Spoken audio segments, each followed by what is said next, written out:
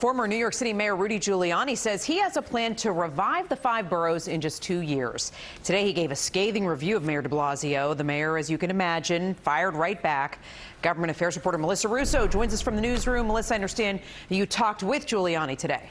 Well, Natalie, I asked him if he's plotting a comeback as mayor since he took the unusual step of calling a news conference this morning to call DeBlasio the worst mayor in history and urge New York City voters to elect a Republican replacement in 2021.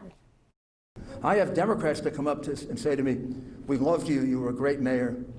We started hating you when you represented Trump, but we take you over DeBlasio." Former Mayor Rudy Giuliani unloaded on Bill de Blasio today, saying de Blasio is reversing all the progress that was made in the city in recent decades. Out of control with his budget, completely unable to administer anything, follows every stupid, crazy, insane, progressive policy. Giuliani pointed to spiking crime, rising homelessness, and failing schools unprepared during this pandemic. He painted de Blasio and his school's chancellor, Richard Carranza, as communists. He has a chancellor that belongs in Cuba, running their school system. And maybe he should go back to Cuba.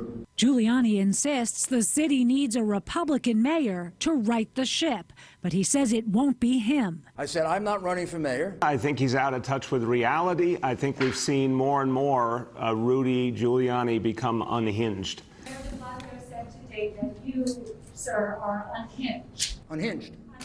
And I'm wondering, do you... That's a great compliment from him. I mean, being called unhinged by the worst mayor in the history of New York City, I would take as a badge of honor. I haven't changed at all. What has changed is the city has become more partisan left-wing.